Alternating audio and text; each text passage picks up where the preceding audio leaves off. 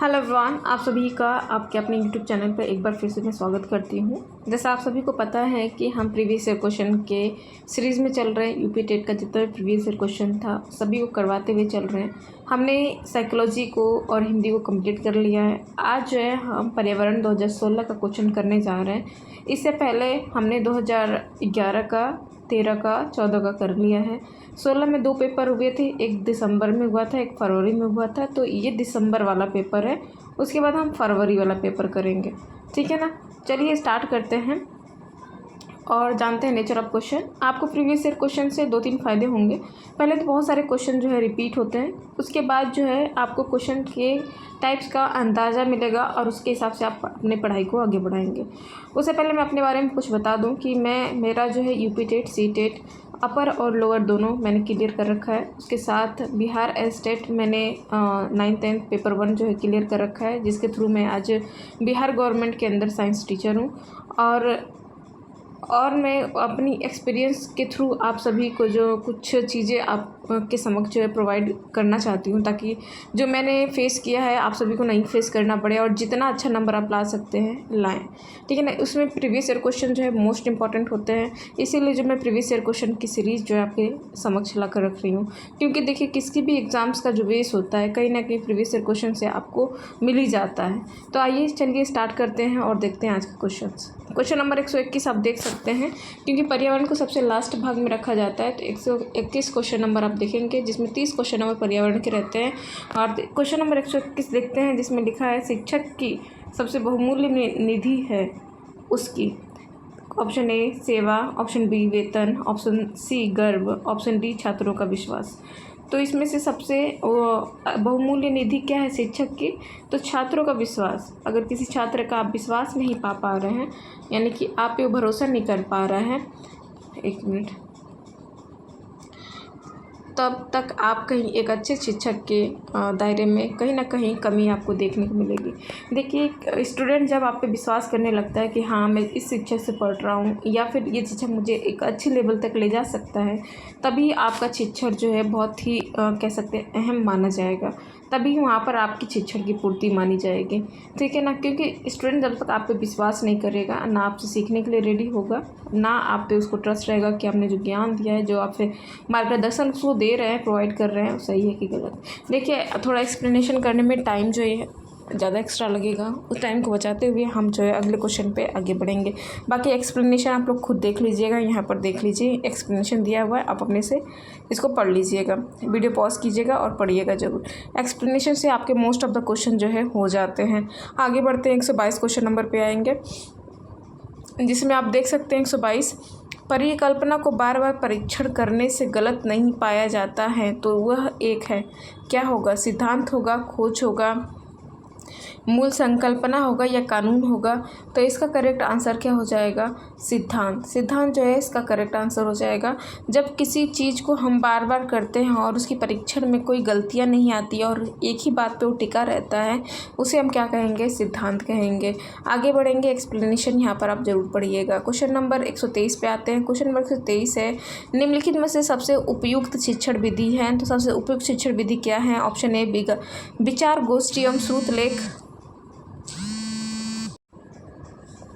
चलिए, हम ऑप्शन देख रहे थे, सॉरी इसके लिए माफ़ी चाहेंगे, थोड़ी कॉल आ गया था। ठीक है ना। ऑप्शन हम देख रहे थे, निम्नलिखित में से सबसे उपयुक्त शिक्षण विधि क्या है? ऑप्शन ए था विचार गोष्ठी, ऑप्शन बी था श्रुत लेख, ऑप्शन बी था श्रुत लेख एवं दिया गया कार्य, ऑप्शन सी था विचार गोष्ठी एवं कार्य योजना, ऑप्शन डी है व्याख्या एवं श्रुत लेख।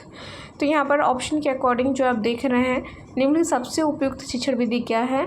विचार गोष्ठी एवं कार्य योजना। आप किसी भी कार्य को जब करने जा रहे हैं तो उससे पहले उस पर बहुत ही गहन अध्ययन करेंगे, विचार करेंगे, उसके बाद उसको कार्य योजना में क्या करेंगे? लागू करेंगे। ठीक है ना। तो सबसे अच्छी विचार यही जो है विधि है जिससे हम शिक्षण कार्य करेंगे। आगे बढ़ेंगे, यहाँ पर ऑप्शन एक्सप्लेनेशन जरूर देखिएगा। ठीक है। आगे बढ़ते हैं, क्वेश्चन नंबर 124 पे, निम्नलिखित में से कौन सी ग्रीन हाउस गैस नहीं है? तो ये क्वेश्चन रिपीटेड है। तो देख पा रहे हैं बहुत सारे क्वेश्चन आपको रिपीटेड मिलेंगे, इसलिए कहते हैं previous year question most important है। आपको टाइप्स तो पता चलेंगे कि कैसे क्या करना है, उसके साथ जो रिपीटेड क्वेश्चन ही आपके बहुत ज़्यादा आ जाते हैं। तो देख सकते हैं कौन सी ग्रीन हाउस गैस नहीं है? ऑप्शन ए है कार्बन डाइऑक्साइड, ऑप्शन बी है नाइट्रस ऑक्साइड, ऑप्शन सी है हीलियम, ऑप्शन डी है मीथेन। तो क्या नहीं है? नहीं पूछा है तो हमारा क्या हो जाएगा? हीलियम जो हो जाएगा ये ग्रीन हाउस गैस नहीं है। बाकी कार्बन डाइऑक्साइड, नाइट्रस यानी N2O और मीथेन CH4 ये सब क्या है? ये सब ग्रीन हाउस गैसेस हैं। आगे बढ़ेंगे, यहाँ एक्सप्लेनेशन ज़रूर देखिएगा। क्वेश्चन नंबर 125 पे चलेंगे। 125 क्वेश्चन नंबर आपके समक्ष प्रस्तुत है, जिसमें कहा जा रहा है ध्वनि प्रदूषण का मापन किस इकाई द्वारा किया जाता है? तो कहीं हम इसका जो ऑप्शन देख सकते हैं आप, जूल द्वारा, option A joule, option B decibel, option C newton, option D क्या है? नैनो। तो इसका जो करेक्ट आंसर क्या हो जाएगा? डेसिबल जो है करेक्ट आंसर हो जाएगा। कहीं ना कहीं हम कह सकते हैं ये क्वेश्चन क्या है? रिपीटेड है, क्योंकि प्रीवियस ईयर क्वेश्चन में भी इसको मैंने करवाया था। और हमारे कानों के लिए सबसे किस डेसिबल का साउंड प्रिय होता है, यानी हमारे कानों के लिए हार्मफुल नहीं होगा? तो कह सकते हैं 80 से 90 डेसिबल का साउंड जो है हमारे कानों के लिए श्रव्य साउंड में काउंट किया जाएगा। उससे अगर ऊपर रहता है तो पॉल्यूटेड साउंड हो जाता है, यानी साउंड पॉल्यूशन काउज करता है। ठीक है, आगे बढ़ेंगे। क्वेश्चन नंबर 126 पे चलेंगे। 126 क्वेश्चन नंबर पे आते हैं, देखते हैं क्या है क्वेश्चन। क्वेश्चन 126 देख पा रहे हैं, निम्नलिखित में से किस स्थलकृति का निर्माण हिमानी द्वारा हुआ है? तो ये थोड़ा सा आपको पढ़ना पड़ेगा कि हिमानियों द्वारा बहुत प्रकार के जो है घाटी का निर्माण किया जाता है, जिसमें भी घाटी भी और यू घाटी भी आती है। लेकिन अब कौन से किस कारण कैसे होता है देखना पड़ेगा। लेकिन यहाँ पर हिमानी निर्माण हिमानी क्या कहा जा रहा है, तो इसका करेक्ट आंसर क्या हो जाएगा? ऑप्शन बी जो है इसका करेक्ट आंसर हो जाएगा। तो ऑप्शन बी के साथ चलेंगे, आगे बढ़ेंगे हम। यहाँ एक्सप्लेनेशन ज़रूर पढ़िएगा। आप लोग एक्सप्लेनेशन पढ़ेंगे तब आपको क्या है थोड़ा ज्ञान बढ़ेगा। इसके साथ आप एक क्वेश्चन के साथ मैक्सिमम 2-3 क्वेश्चन आपका हो जाएगा यहीं पर निम्नलिखित में से। और एक्सप्लेनेशन से बहुत सारे क्वेश्चन जो है रिपीट होते हैं, ठीक है ना। तो यहाँ पर क्वेश्चन नंबर 27 पे आएंगे। निम्न नदियों में से कौन सी नदी बंगाल की खाड़ी में गिरती है? ताप्ती, नर्मदा, स्वर्णरेखा, सिंधु। तो हमें सबको पता है कि ताप्ती नदी जो है बंगाल के खाड़ी में ना गिरकर अरब सागर में, साथ में नर्मदा भी है जो अरब सागर में गिरती है, सिंधु जो है वो भी अरब सागर में पाकिस्तान से होते हुए गिरती है। उसके बाद जो है स्वर्ण रेखा नदी आ जाती है जो हमारे बंगाल की खाड़ी में गिरती है। स्वर्ण रेखा नदी जो है झारखंड से होते हुए हमारे बंगाल की खाड़ी में गिरती है। तो इसका करेक्ट आंसर क्या हो जाएगा? हमारा ऑप्शन बी जो है करेक्ट आंसर होगा। आगे बढ़ेंगे, 27 का देख सकते हैं। उसके बाद जो है क्वेश्चन नंबर 28 आ जाता है, थोड़ा पेडागोजी टाइप क्वेश्चन है। तो क्वेश्चन नंबर 28 पे आएंगे और पूरा ऑप्शन देखेंगे। क्वेश्चन नंबर 28 देख पा रहे हैं, राकेश कक्षा, इसको हटा देते हैं 1 मिनट। राकेश कक्षा 5 पर्यावरण विज्ञान शिक्षक द्वारा दिए गए कार्य को समय से प्रस्तुत नहीं करता है, अतः सबसे उपयुक्त सुधारात्मक उपाय हो सकता है। ऑप्शन ए प्रधानाध्यापक की जानकारी में लाना, ऑप्शन बी खेल की कक्षा में जाने पर प्रतिबंध लगाना, ऑप्शन सी उसकी अनियमितताओं के कारण को जानकर उसे सही मार्गदर्शन देना, उसकी अनियमितताओं को लिखित जानकारी माता पिता को देना। तो हम क्या करेंगे? सबसे बेस्ट ऑप्शन इसमें क्या है कि हम उसके अनियमितताओं को जानेंगे और उसको एक सही मार्गदर्शन प्रोवाइड करेंगे, ठीक है ना। तो इसका करेक्ट आंसर ऑप्शन सी हो जाएगा, ठीक है। आगे बढ़ेंगे, आगे बढ़ते हैं अगले क्वेश्चन पे। अगला क्वेश्चन है 129 क्वेश्चन नंबर पे चलते हैं। 129 आपके समक्ष ये प्रस्तुत है। 129 क्वेश्चन देखेंगे। मध्य प्रदेश में कौन सा शहर है जिसे झीलों का शहर कहा जाता है, कहलाता है? तो सभी को पता है झीलों का शहर जो है भोपाल को कहा जाता है, क्योंकि इसमें 2 झीलें पाई जाती हैं, अपर और लोअर झील जो पाई जाती हैं, जिसके कारण इसे झीलों का शहर कहा जाता है। आगे बढ़ेंगे, ठीक है ना। कुछ क्वेश्चन जो है राज्यों से भी पूछे जाते हैं, एक्सप्लेनेशन जरूर देख लीजिएगा। निम्नलिखित में से कौन सा सागर यूरोप को अफ्रीका से अलग करता है? तो हालांकि आप लोग ने ऑप्शन में देख लिया होगा, लेकिन इसका करेक्ट आंसर क्या हो जाएगा? ऑप्शन डी भूमध्य सागर। एक्सप्लेनेशन ज़रूर देखिएगा, आगे बढ़ेंगे, ठीक है। एक्सप्लेनेशन में आप सबको बहुत अच्छे से जानकारी मिल जाएगी। देखिए क्वेश्चन नंबर 131 है। 131 क्वेश्चन नंबर है, अंतर्राष्ट्रीय ओजोन दिवस कब मनाया जाता है? 16 सितंबर, 7 सितंबर, 30 सितंबर, 22 सितंबर। इसका करेक्ट आंसर क्या हो जाएगा? ऑप्शन जो है ए करेक्ट आंसर हो जाएगा। ये भी क्वेश्चन रिपीटेड है, तो आप लोग देख पा रहे हैं कितने प्रकार के क्वेश्चन जो है, कितने सारे क्वेश्चन जो है रिपीटेड हो रहे हैं। अगला क्वेश्चन है, किस खाद्य श्रृंखला में शाकाहारी होते हैं? तो मैंने पहले भी इसको रिपीट किया है कि शाकाहारी कैसे होते हैं। देखिए पहले होता है प्रोड्यूसर, क्या होता है, सबसे पहले क्या आता है?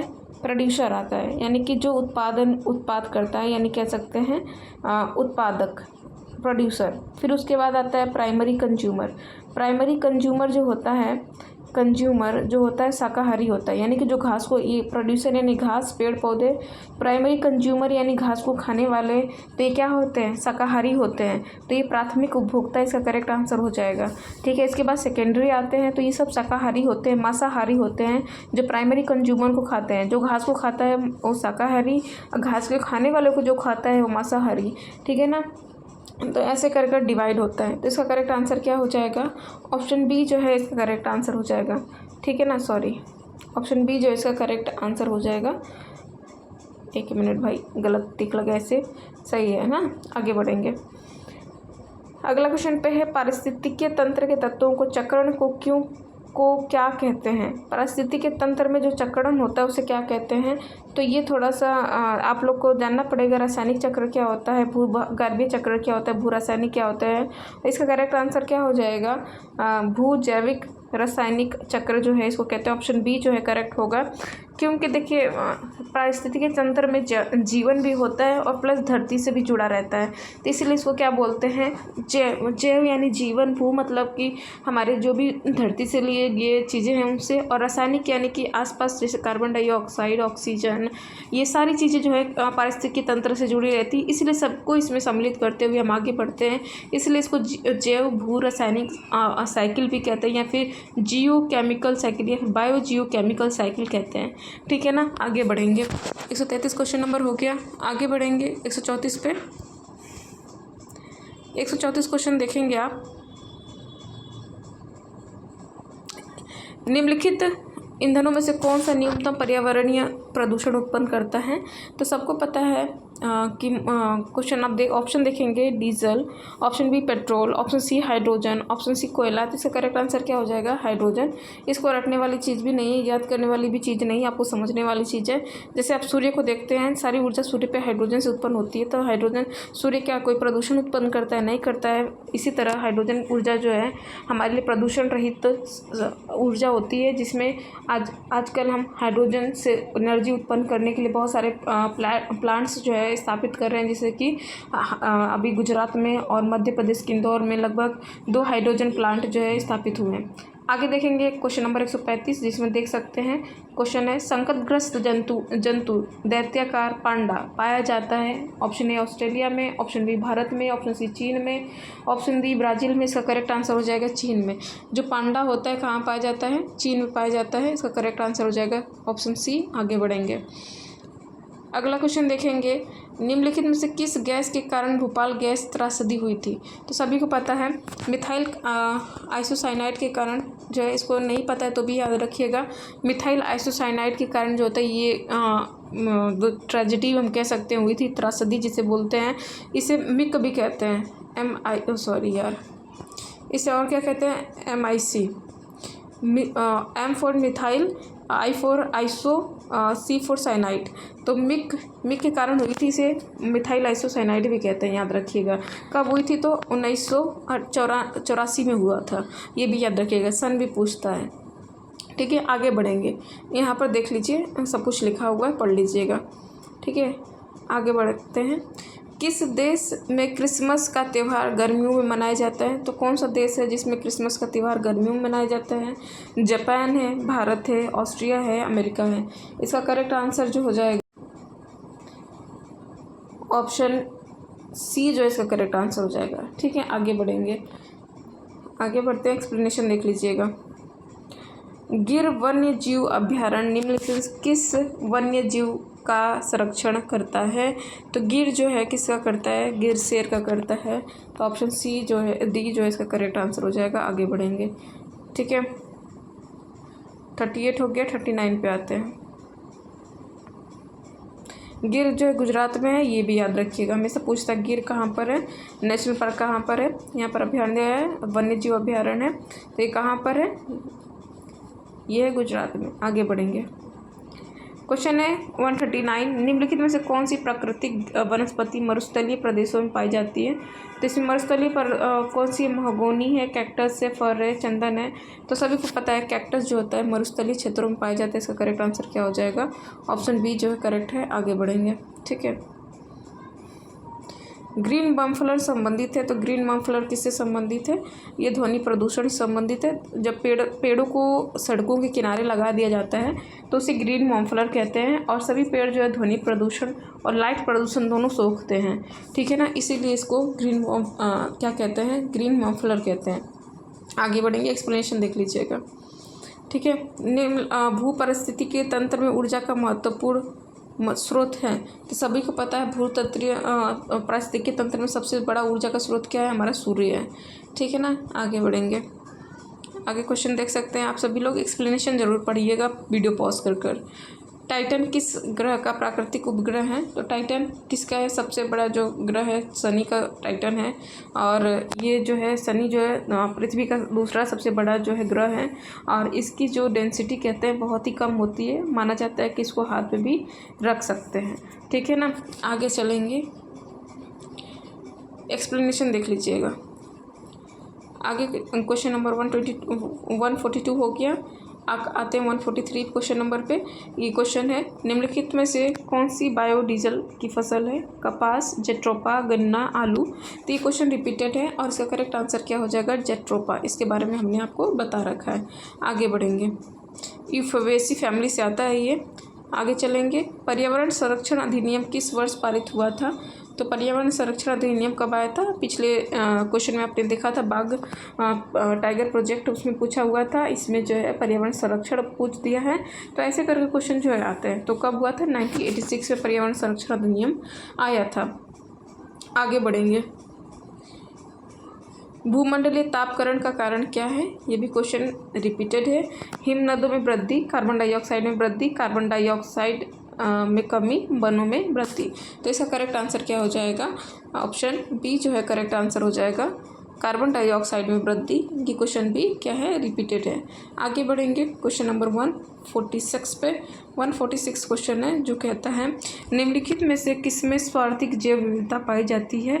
शीतोष्ण पर्णपाती वन बायोम में, उष्ण कटिबंधीय सदाबहार वर्षा वन बायोम में, शीतोष्ण घास प्रदेश बायोम में, या सवाना बायोम में। बायोम मतलब जहाँ लाइफ रहती है उसे बायोम कहते हैं। ठीक है ना, तो कुछ क्षेत्रों को डिवाइड कर दिया गया है, उसको बायोम में बांट देते हैं। ठीक है, तो इसका करेक्ट आंसर क्या हो जाएगा, ऑप्शन बी जो है इसका करेक्ट आंसर हो जाएगा। ये क्वेश्चन भी रिपीटेड है। ठीक है ना, तो ऑप्शन बी जो है इसके साथ हम चलेंगे, और ये क्वेश्चन रिपीटेड है। आप लोग देख पा रहे हैं कम से कम 10 क्वेश्चन जो है यहाँ पर आपको रिपीटेड मिलेगा। देख सकते हैं, अच्छा खासा वेटेज है भाई। 10 क्वेश्चन आपको प्रीवियस ईयर देख कर मिल रहा है, उसके साथ आपको प्रीवियस ईयर क्वेश्चन से बहुत सारी जानकारियाँ आपको मिल जा रही हैं, उससे भी क्वेश्चन बन रहा है, जानकारी से भी, एक्सप्लेनेशन से भी। तो आपको, मुझे नहीं लगता है कि ज़्यादा मेहनत करने की ज़रूरत है। प्रीवियस ईयर क्वेश्चन से जो टॉपिक आए हैं उसी से रिलेटेड कुछ और टॉपिक पढ़ लीजिए, और उसके साथ जो है प्रीवियस ईयर क्वेश्चन कर लीजिए। मोस्ट ऑफ द क्वेश्चन आपके कंप्लीट हो जाएंगे। ठीक है ना, हम मुझे 25 प्लस करेंगे पर्यावरण में अगर आप ऐसा करते हैं तो। 147, निम्नलिखित में से किस मृदा का निर्माण लावा द्वारा होता है। लाल मिट्टी का, काली मिट्टी का, जलोढ़ मिट्टी का, लेटेराइट का। तो काली मिट्टी का जिसका करेक्ट आंसर हो जाएगा, लावा द्वारा होता है। ज्वालामुखी जब फटती है तो काली मिट्टी का निर्माण होता है। इसका करेक्ट आंसर बी हो जाएगा। ठीक है ना, तो मिट्टी को एक बार जरूर पढ़ लीजिएगा आप लोग। एक्सप्लेनेशन देख लीजिए। क्वेश्चन नंबर 148 पे आते हैं, वायुमंडल की कौन सी परत है प्रकाश की पराबैंगनी किरणों को पृथ्वी की सतह पर आने से रोकती है। तो ये भी क्वेश्चन रिपीटेड है, और ऑप्शन ए जो इसका करेक्ट हो जाएगा। आगे बढ़ते हैं, तो देख सकते हैं कितने बड़े लेवल पे जो क्वेश्चन रिपीट हो रहा है। ठीक है ना, क्वेश्चन 49 है, गंगा एक्शन प्लान को लाने का उद्देश्य निम्नलिखित में से किस सुधार से हेतु था। तो जल की गुणवत्ता को सुधारने हेतु गंगा एक्शन प्लान जो है लाया गया था। आगे बढ़ते हैं अगले क्वेश्चन पे। अगला क्वेश्चन है, निम्नलिखित में से कौन सा वृक्ष जैव कीटनाशक का उत्पादन है। तो सभी को पता है, इसका करेक्ट आंसर क्या हो जाएगा, नीम जो है करेक्ट हो जाएगा। तो आज के लिए बस इतना ही। धन्यवाद, बाय बाय, टेक केयर, अपना सब ख्याल रखिएगा। और ये देख सकते हैं importance of previous year question, most of the question are repeated. और आप जो है उस टॉपिक आपको इनसे एनालिसिस करना है कि आपको क्या पढ़ना है, क्या छोड़ना है। आज के लिए बस इतना ही। धन्यवाद, बाय बाय, टेक केयर।